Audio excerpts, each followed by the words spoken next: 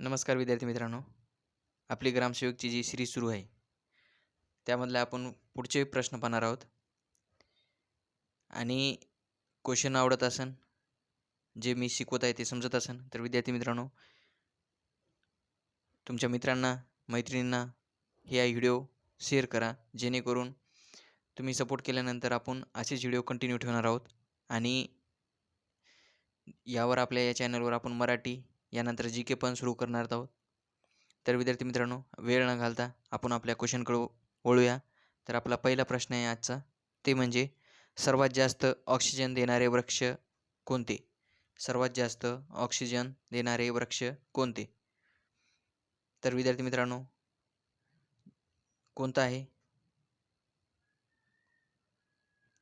तर पिपळ, वड आणि तुळस. सर्वात जास्त ऑक्सिजन देणारे वृक्ष कोणते? पिपळ, वड आणि तुळस. पिपळ, वड आणि तुळस हे सर्वात जास्त ऑक्सिजन देणारे वृक्ष आहे, हे लक्षात ठेवा. त्यानंतर पुढचा क्वेश्चन पाहूया आपण. तर पुढचा प्रश्न आहे आपला, ते म्हणजे आधुनिक कल्पवृक्ष म्हणून कोणत्या झाडाला ओळखतात? आधुनिक कल्पवृक्ष म्हणून कोणत्या झाडाला ओळखतात? तर सुबाबूळ या झाडाला आधुनिक कल्पवृक्ष म्हणून ओळखतात.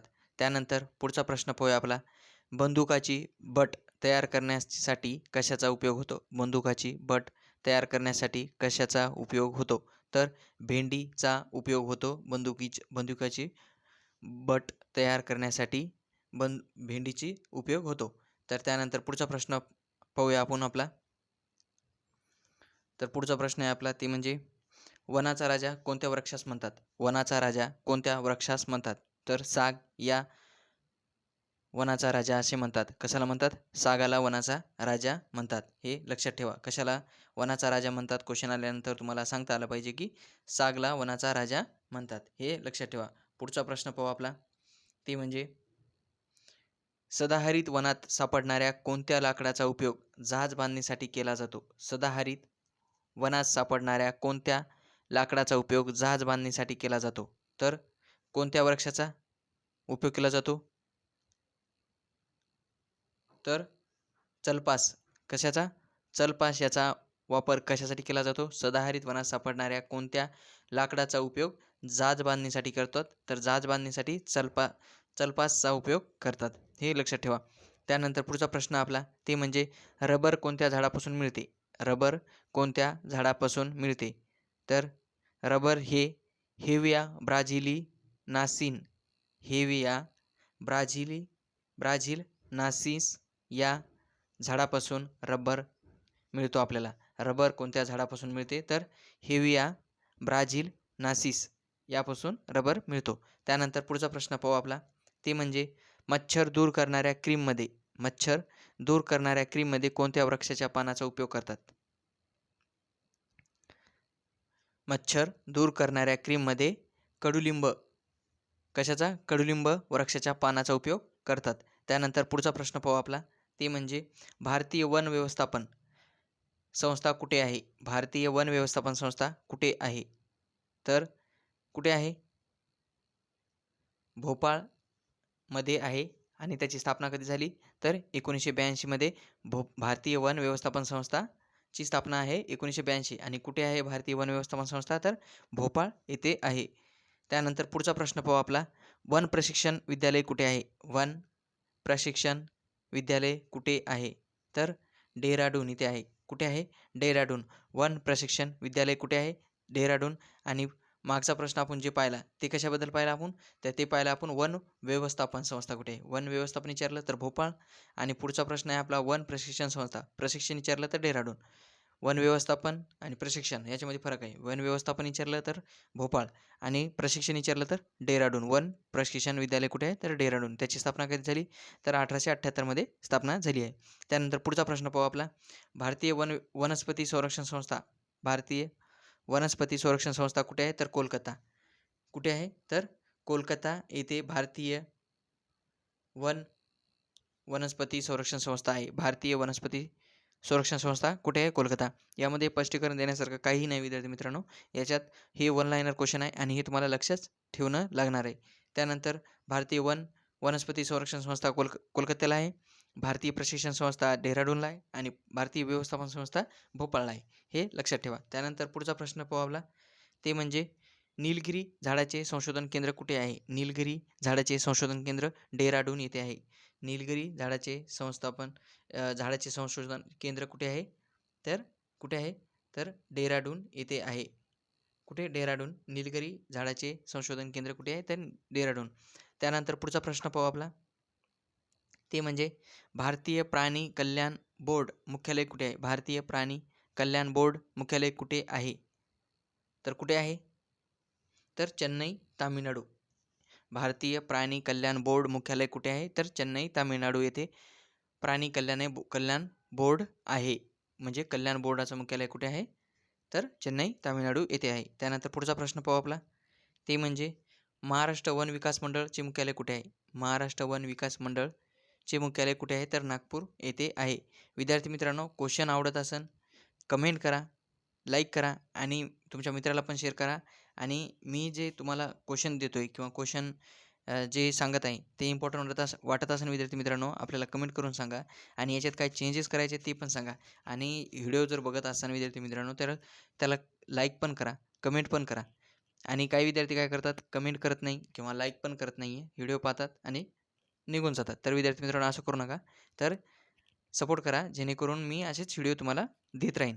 तर पुढचा प्रश्न आहे आपला, हे प्रश्न डबल पहा, महाराष्ट्र वन विकास मंडळ कुठे आहे? तर नागपूरमध्ये आहे, हे लक्षात ठेवा. त्यानंतर पुढचा प्रश्न आपला, ते म्हणजे स्वतंत्र रेशीम संचालनालय महाराष्ट्रासाठी कुठे आहे?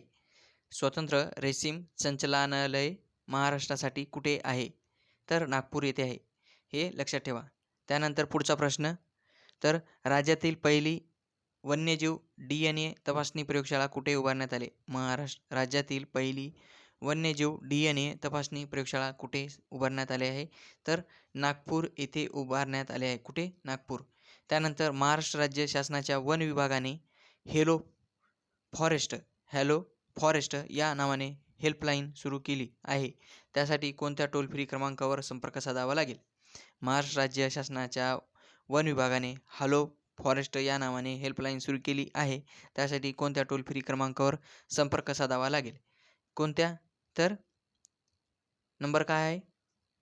तर नंबर आहे ते 1986. काय? 1986 हे नंबर आहे. कोणता नंबर आहे? 1986. कशासाठी? हॅलो फॉरेस्ट या नावाने आपण हेल्पलाईन सुरू केलेली आहे. कोणत्या? आपल्या महाराष्ट्र शासनाने. आणि त्यासाठी नंबर काय आहे? तर 1986. सॉरी मित्रांनो, 1926 हे आहे. 1926 लक्षात ठेवा, 1926 आहे. त्यानंतर पुढचा प्रश्न पाहू आपला, ते म्हणजे tree city of the world 2020 म्हणून भारतातील एकमेव शहर निवडण्यात आले आहे, ते कोणते? परत क्वेश्चन आहे का, tree city of the world 2020 म्हणून भारतातील एकमेव शहर निवडण्यात आले आहे, ते कोणते? कोणतं आहे? तर ते आहे Hyderabad. Tree city of the world 2020 म्हणून भारतातील एकमेव शहर निवडण्यात आले, ते कोणतं आहे? तर हैदराबाद हे आहे. त्यानंतर पुढचा प्रश्न पाहू आपला, तर पुढचा प्रश्न आहे, RE हब किंवा रे हब बी म्हणू शकतात किंवा RE हब प्रकल्प कोणत्या राज्याने हाती व मानव संघर्षाच्या घटना कमी करण्यासाठी निर्माण केला आहे? अतिशय महत्त्वाचे प्रश्न आहे आणि अतिशय इम्पॉर्टंट क्वेश्चन आहे, लक्षात ठेवा विद्यार्थी मित्रांनो. तर याचं उत्तर काय आहे? आसाम. आसाम राज्याने RE हब किंवा रे हब प्रकल्प कोणत्या राज्याने हत्ती व मानव संघर्षाच्या घटना कमी करण्यासाठी निर्माण केला आहे? तर आसाम राज्याने निर्माण केला आहे.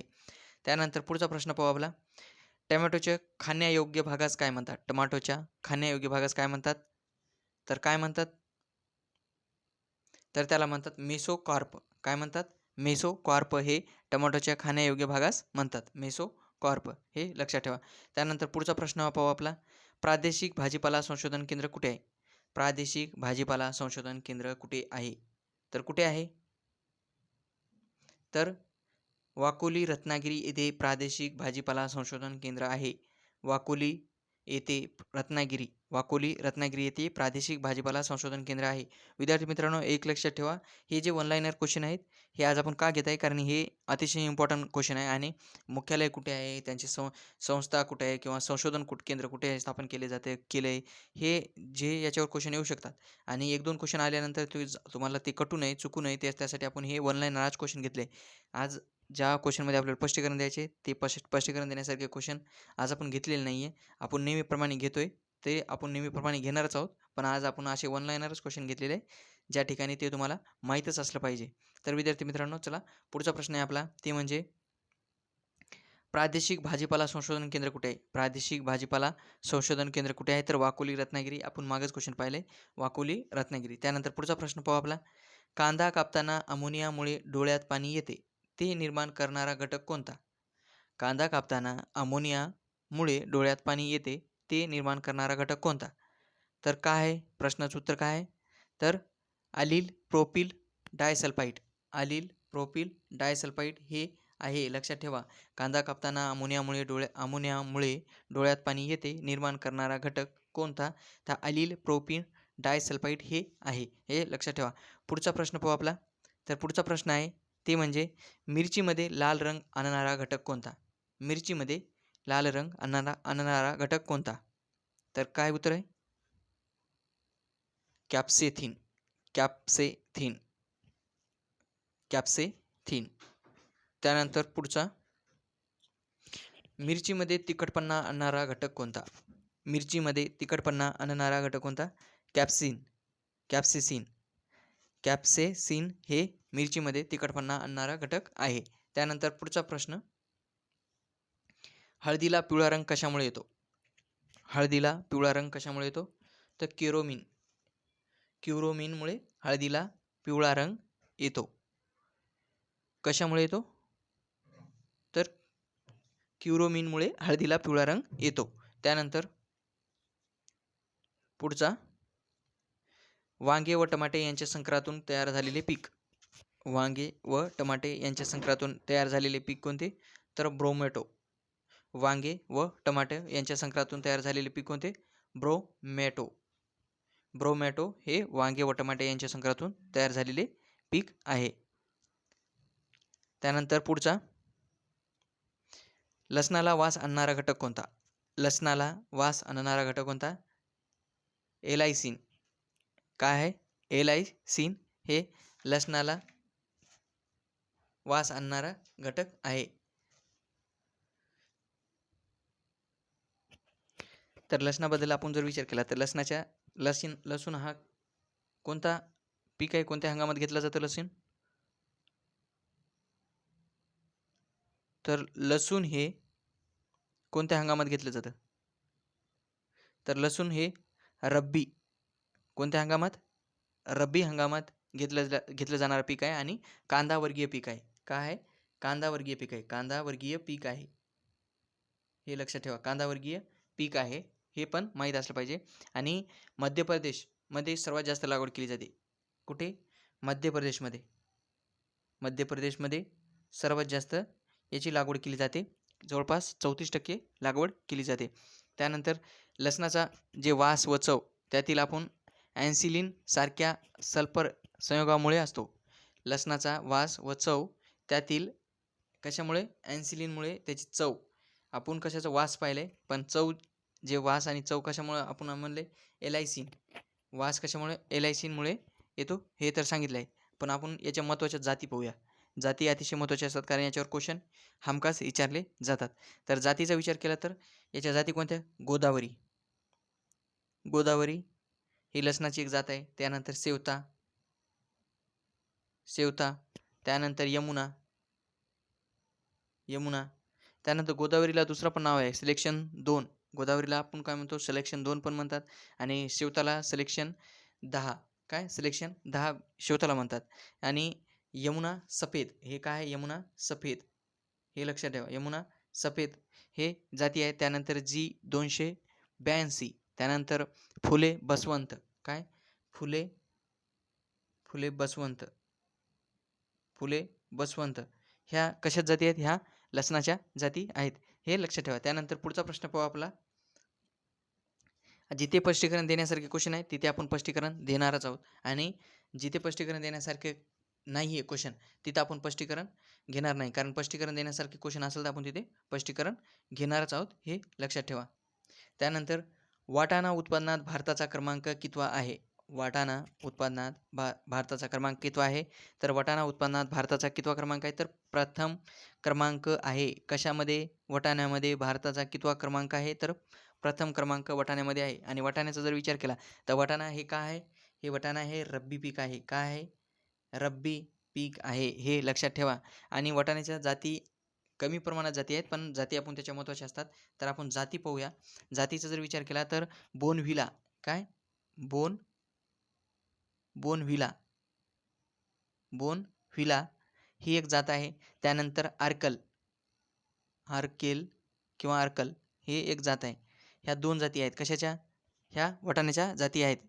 कोणत्या? बोनव्हिला आणि आर्कल ह्या वाटाण्याच्या जाती आहेत आणि ते रब्बी हंगामातील पीक आहे आणि वाटाणे उत्पादनात भारत हा प्रथम क्रमांकावर आहे, हे पण लक्षात ठेवा. पुढचा प्रश्न पाहू आपला, ते म्हणजे मिरचीच्या पिकाला उलटी फळे लागतात. मिरचीच्या पिकाला उलटी फळे लागतात कोणत्या?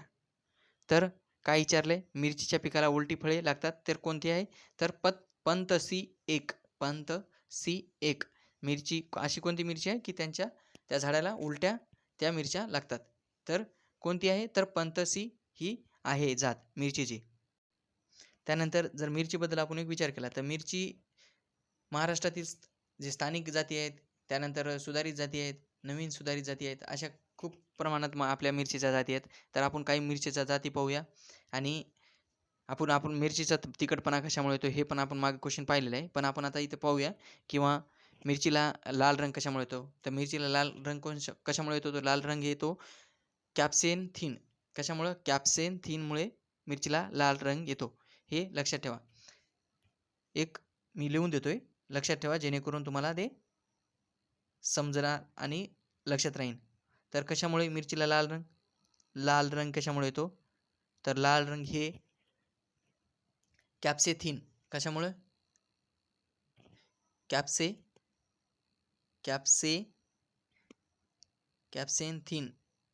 कॅप्सेनथिनमुळे मिरचीला लाल रंग येतो, हे लक्षात ठेवा. त्यानंतर आपण मिरचीला तिखटपणा कशामुळे येतो ते पण पाहिला. कॅप्सेसिनमुळे मिरचीला तिखटपणा येतो आणि त्याच्यात आपण जाती पाहूया. त्यानंतर जाती कोणत्या आहे? मुसकळवाडी जाती जर विचार केला तर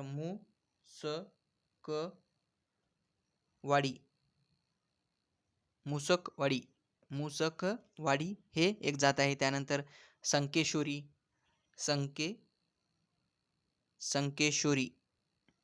ही एक जात आहे. त्यानंतर अग्निरेखा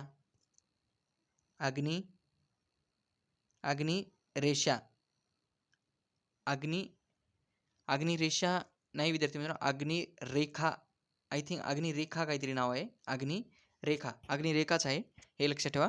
कोणती? मुसकळवाडी, संकेश्वरी, अग्निरेखा ही एक जात आहे. त्यानंतर अचलपूर, काय आहे? अचलपूर. त्यानंतर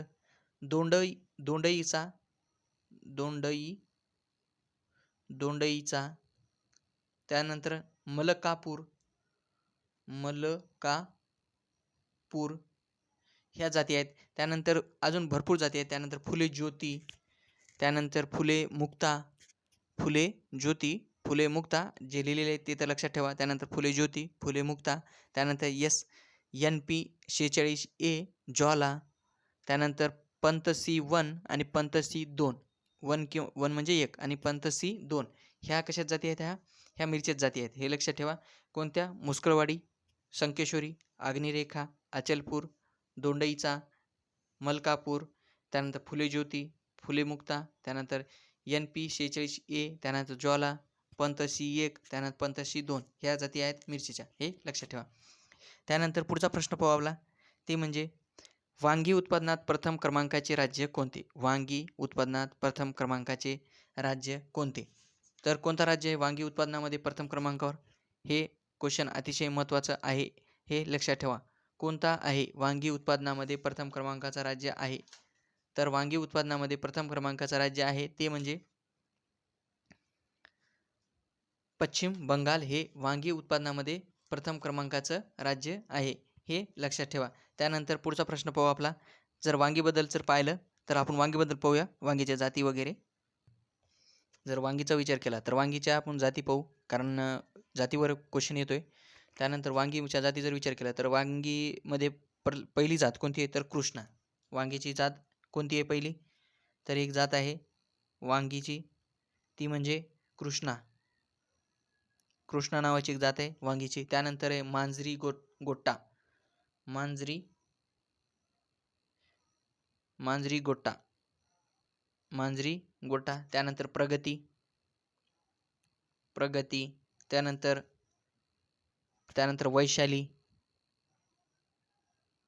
वैशाली. त्यानंतर रुचिरा. फुले हरित. ह्या कशाच्या जाती आहेत? ह्या वांग्याच्या जाती आहेत. कोणत्या कोणत्या वांग्याच्या जाती? कृष्णा, मांजरी गोट्टा, प्रगती, वैशाली, रुचिरा, फुले हरित. परत पहा, कृष्णा, मांजरी गोट्टा, प्रगती, वैशाली, रुचिरा, फुले हरित ह्या वांग्याच्या जाती आहेत. विद्यार्थी मित्रांनो, क्वेश्चन हमखास जातीवर येणार म्हणजे येणार, आणि 2 ते 3 क्वेश्चन येणार म्हणजे येणार. आणि ज्या ठिकाणी आपण जे क्वेश्चन घेतो यामध्ये परत ते जाती येणारच आहेत, आणि ते क्वेश्चन आल्यानंतर आपण त्याबद्दल माहिती पाहणारच आहोत. जेव्हा मी सांगतोय ते कमीत कमी ऐकून घ्या, आणि पुढे गेल्यानंतर तुम्ही परत जर व्हिडिओ पाहिला तर अतिशय चांगला आहे. आणि हे क्वेश्चन परत येणारच आहेत. परत क्वेश्चन जर वांगीच्या बद्दल आला तर आपण ते पाहणारच आहोत. तर आपण पुढचा प्रश्न पाहूया. तर पुढचा प्रश्न आहे आपला, ते म्हणजे टोमॅटोच्या पेशीत किती गुणसूत्रे असतात? टोमॅटोच्या पेशीत किती गुणसूत्रे असतात? तर 24 गुणसूत्रे असतात. टोमॅटोच्या पेशीमध्ये किती गुणसूत्रे असतात? क्वेश्चन अतिशय महत्त्वाचा आहे. तर किती असतात? तर 24 गुणसूत्रे असतात टोमॅटोमध्ये. आणि टोमॅटो जर कोणत्या हंगामात घेतला जातो तर खरीप तसेच रब्बी हंगामात घेतलं जातं, हे लक्षात ठेवा. खरीप आणि रब्बी दोन्ही हंगामात हे घेतले जातात. आणि आपण टमाट्याच्या जाती पाहूया. जाती म्हणजे कोणत्या महत्त्वाच्या आहेत? धनश्री. कोणती एक आहे? धनश्री. त्यानंतर भाग्यश्री. त्यानंतर दुसरी एक आहे राज्यश्री. कोणती? राज्यश्री. भाग्यश्री, राज्यश्री, धनश्री ह्या जाती आहेत. त्यानंतर फुले राजा. काय आहे? फुले राजा. त्यानंतर पुसा आर्ली. काय आहे? पुसा आर्ली. त्यानंतर आहे पुसा रुबी.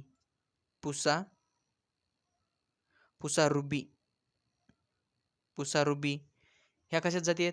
ह्या जाती आहेत आपल्या टोमॅटोच्या. आणि धनश्री जे वांग्याची जात आहे ती नारंगी रंगाची जात आहे. तुम्हाला विचारू शकतात की वांग्याची कोणती जात नारंगी रंगाची आहे? तर धनश्री ही जात नारंगी रंगाची आहे. कोणत्या? नारंगी. जे रंग आहे ती कोणता आहे? नारंगी हे रंग आहे, हे लक्षात ठेवा.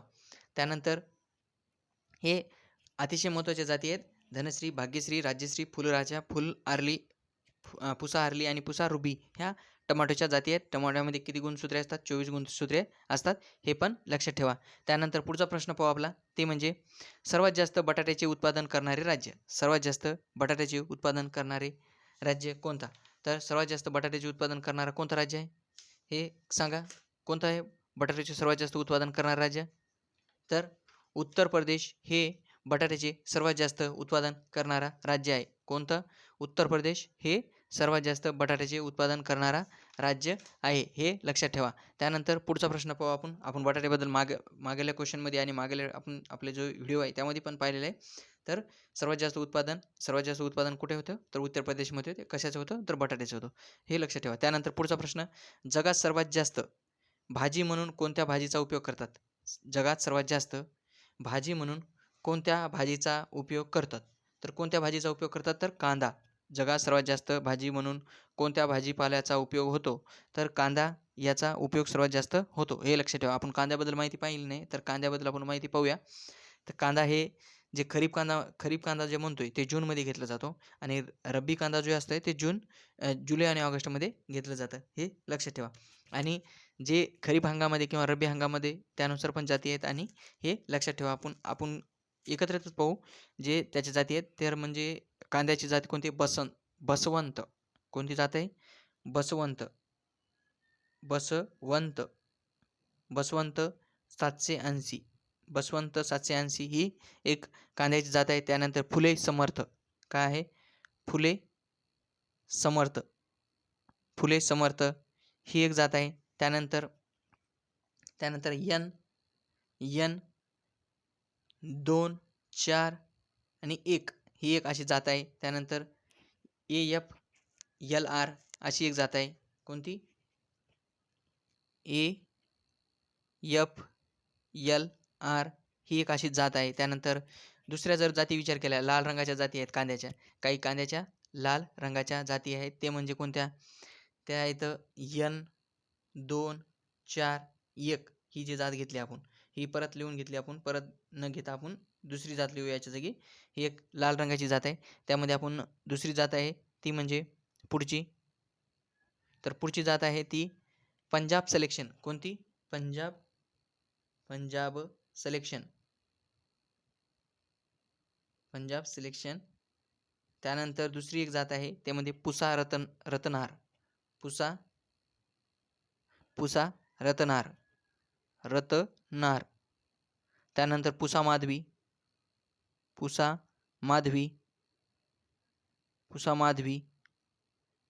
ह्या कशात जाती आहेत? ह्या जाती आहेत याच्या आपल्या कांद्याच्या जाती आहेत. हे लक्षात ठेवा, कारण कन्फ्यूज होऊ नका. डबल क्वेश्चन पहा, हे लक्षात ठेवा. त्यानंतर अजून भरपूर जाती आहेत. हे पण लक्षात तुम्ही ठेवा की फुले सुवर्णा, त्यानंतर फुले सुवर्णानंतर आर्का निकेतन, फुले सुवर्णा हे जाती आहेत. हे अतिशय महत्त्वाच्या जाती आहेत. त्यानंतर पांढऱ्या रंगाच्या जाती कांद्याच्या, ह्यामध्ये खूप जाती आहेत. आपण जर याच्यावर लेक्चर घेतलं तर एक प्रकारचं एक आपल्याला जवळपास अर्धा तास तरी आपण याच्या जाती जर पाहिल्या किंवा स्पष्टीकरण सहित पाहिलं तरी अर्धा तास तरी आपल्याला लागतोय. तरी मी पांढऱ्या रंगाच्या जाती तुम्हाला कांद्याच्या सांगून देतो, हे लक्षात ठेवा. पुसा व्हाईट राऊंड, त्यानंतर Pusa white plate, Pusa white round, Pusa white plate. त्यानंतर उदयपूर 102, अकोला सफेद. त्यानंतर ॲग्री फाऊंड व्हाईट.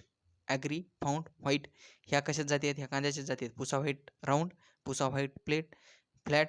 त्यानंतर उदयपूर 102, अकोला सफेद, ॲग्री फाऊंड व्हाईट. ह्या कशात जाती आहेत? ह्या कांद्यात जाती आहेत. त्यानंतर अजून पिवळ्या रंगाच्या जाती पण आहेत. आर्ली ग्रानो, त्यानंतर आर्का पितांबर. ह्या अशा जाती आहेत. खूप भरपूर जाती आहेत. हे लक्षात ठेवा. आपण एवढ्या जाती मी जे लिहून दिल्यात ते तरी लक्षात ठेवा. नंतरचे आपण काही क्वेश्चन आल्यानंतर आपण पुढच्या जाती पाहूया. त्यानंतर पुढचा प्रश्न पाहू आपला, ते म्हणजे बटाटा हे पीक लागवडीपासून साधारणपणे किती दिवसात येते? बटाटा हे पीक लागवडीपासून साधारणतः किती दिवसात येते? तर किती दिवसात येते? तर हे 100 दिवसात येते. बटाटा हे पीक लागवडीपासून साधारणपणे किती दिवसात येते? तर 100 दिवसात येते. हे लक्षात ठेवा. पुढचा प्रश्न पाहू आपला, कांदा लसूण उत्पादनासाठी राज्यातील प्रसिद्ध ठिकाणे कोणती? तर कोणती आहे? तर ती आहे निफाड, लासलगाव, त्यानंतर नाशिक, त्यानंतर जुन्नर, फुरसुंगी, पुणे. कांदा लसूण उत्पादनासाठी राज्यातील प्रसिद्ध ठिकाणे निफाड, लासलगाव, नाशिक व जुन्नर, फुरसंगी, पुणे हे आहे. त्यानंतर पुढचा प्रश्न पाहू आपला, ते म्हणजे वाटाण्याची कोणती जात टरफला सकट खाता येते? वाटाण्याची कोणती जात टरफला सकट खाता येते? तर कोणती जात आहे टरफला सहित खाता येते वाटाण्याची? तर वाटाण्याची टरफला सहित खाणारी जात आहे ती म्हणजे सिव्हिया. काय आहे? सिव्हिया ही जात आहे. कशासहित? टरफला सहित खाणारी जात आपण खाऊ शकतो. वाटाण्याची कोणती जात टरफला सहित खातात? ती सिव्हिया ही जात आहे. तर वाटाण्याच्या आपण जाती मागील लेक्चरमध्ये पाहिल्या. रब्बी हंगामातील पीक आहे. त्यानंतर आपण परत पाहूया ते कोणते? आर्कल ही एक जात आहे. कोणती? आर्कल ही एक जात आहे. त्यानंतर बोनव्हिला. कोणती?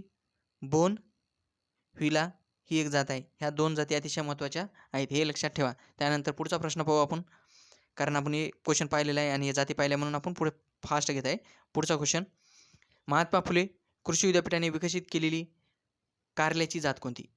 महात्मा फुले कृषी विद्यापीठाने विकसित केलेली कारल्याची जात कोणती? हिरकणी ही जात आहे. महात्मा फुले कृषी विद्यापीठाने विकसित केलेली कोणती जात आहे तर कारल्याची?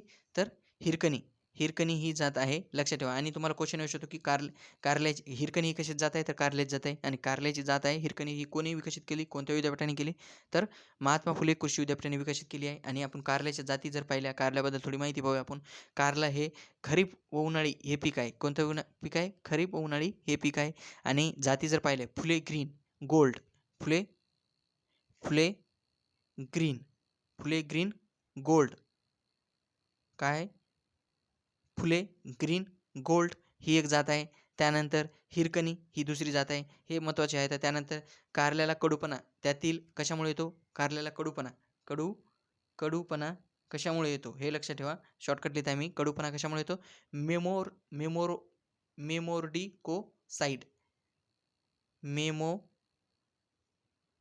मेमोर्डिकोसाइट याच्यामुळे येतो, हे लक्षात ठेवा. मेमोर्डिकोसाइड यामुळे कारल्याला कडूपणा येतो. त्यानंतर पुढचा प्रश्न पाहू आपला. दुधी भोपळ्याच्या जाती कोणत्या, दुधी भोपळ्याच्या जाती कोणत्या, दुधी भोपळ्याच्या जाती कोणत्या आहेत, पुसा, मेघदूत आणि सम्राट. दुधी भोपळ्याच्या जाती कोणत्या, तर पुसा, मेघदूत आणि सम्राट ह्या दुधी भोपळ्याच्या जाती आहेत. पुसा, मेघदूत आणि सम्राट ह्या दुधी भोपळ्याच्या जाती आहेत. आणि दुधी भोपळ्याबद्दल जर माहिती पाहिली तर दुधी भोपळा हे खरीप व उन्हाळी पीक आहे. कोणतं आहे, खरीप व उन्हाळी पीक आहे, हे लक्षात ठेवा.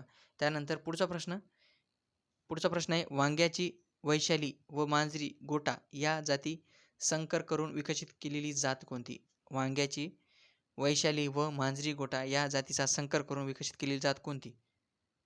दोन जातीची एक जात करून म्हणजे यांचा संकर करून कोणती, वैशाली आणि मांजरी गोटा जातीचे संकर करून कोणती जात विकसित केली आहे, तर प्रगती ही जात विकसित केली आहे. आपण वांग्याबद्दल मागल्या पोर्शनमध्ये पाहिलेली डिटेलमध्ये माहिती, तरी पण लक्षात ठेवा की वैशाली आणि मांजरी गोटा यांच्या संकरातून प्रगती ही जात विकसित केली आहे. त्यानंतर पुढचा प्रश्न, प्रथिनाचे प्रमाण जास्त असणारी भाजी कोणती, प्रथिनाचे प्रमाण जास्त असणारी भाजी कोणती, तर कोणती आहे प्रथिनाची प्रमाण जास्त असणारी भाजी, तर ती म्हणजे घेवडा.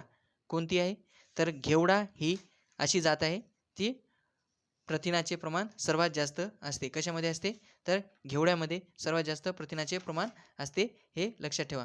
आणि घेवड्याचा जर आपण विचार केला तर घेवड्याबद्दल माहिती पाहूया. तर घेवडा हे काय आहे, प्रथिनामध्ये सर्वात जास्त प्रथिने कशामध्ये असते, घेवड्यामध्ये असते. आणि प्रथिनाबद्दल जर माहिती पाहिली तर प्रथिनाबद्दल नाही आहे, घेवड्याबद्दल जर माहिती पाहिली तर घेवडा हे खरीप व उन्हाळी पीक आहे. घेवडा हे खरीप व उन्हाळी पीक आहे.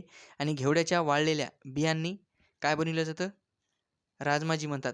जे घेवड्याचं जे वाळलेला बी असते त्याला काय म्हणतात, राजमाजी म्हणतात. राजमा असे म्हणतात कशाला, घेवड्याच्या वाळलेल्या बियाला.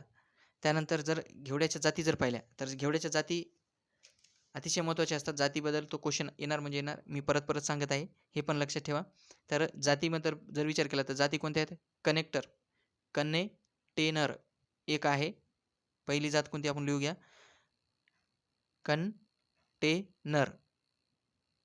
कंटेनर ही एक जात आहे. त्यानंतर फुले सुयस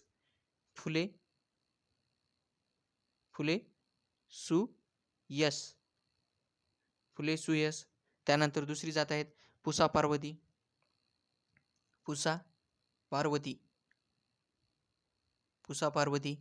त्यानंतर नेक्स्ट जात आहे कोकण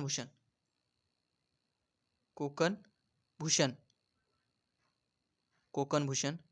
ह्या कशात जाती आहेत, ह्या प्रथिनात सर्वात जास्त असणारी जात आहे ती म्हणजे कोणती कशात जास्त भाजीपाला आहे ते घेवडा आहे. प्रथिना सर्वात जास्त असणारी भाजी ती घेवडा. आणि घेवड्याबद्दल जर माहिती पाहिली तर त्यांच्या जाती आहेत कंटेनर, फुले सुयस, पुसा पार्वती आणि कोकण भूषण ह्या जाती आहेत, हे लक्षात ठेवा.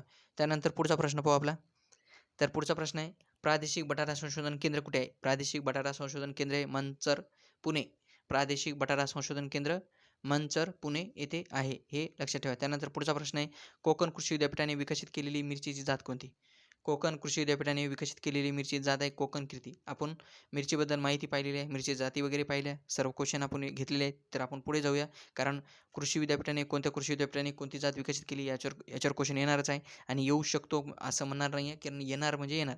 कोकण कृषी विद्यापीठाने विकसित केलेली मिरची जात कोणती आहे, तर कोकण कृषी विद्यापीठाने विकसित केलेली मिरची जात आहे कोकण कृती ही आहे. आणि विद्यार्थी मित्रांनो, क्वेश्चन आवडत असेल तर व्हिडिओला लाईक करा, कमेंट करा आणि शेअर करा आणि यामध्ये काय कमतरता आहे ते पण सांगा. तर विद्यार्थी मित्रांनो, चला पुढचा प्रश्न पाहू आपण आपला. बटाट्याचे उगमस्थान असलेला देश, बटाट्याचं उगमस्थान असलेला देश कोणता आहे? तर चिली हे बटाट्याचे उगमस्थान असलेला देश आहे.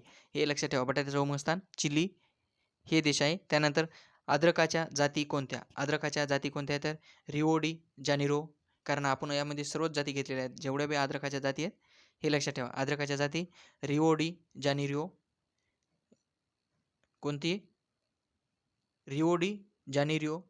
त्यानंतर चायना, त्यानंतर चायना गुड्डी, चायना गड्डी, त्यानंतर रजाली, त्यानंतर टावरी, त्यानंतर माहीम, त्यानंतर पुन्हा, त्यानंतर वायनड. कोणती? रिओ डी जानेरिओ कशाची जात? अद्रकाच्या. चायना गड्डी, रजाली, टावरी, मोहीम, पुन्हा आणि वायनड हे कशाच्या जाती आहेत? ह्या अद्रकाच्या जाती आहेत.